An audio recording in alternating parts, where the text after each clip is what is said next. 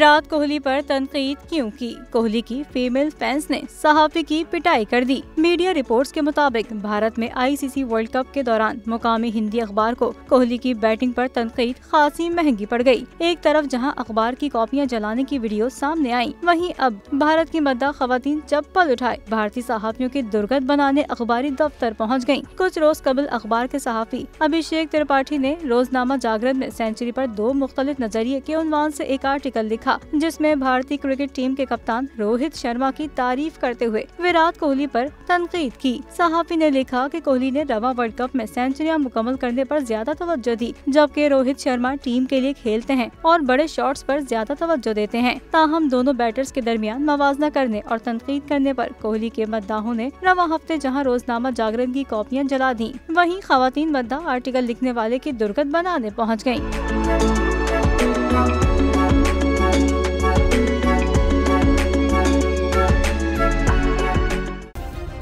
Subscribe करें और bell दबाएं ताकि कोई खबर रह न जाए।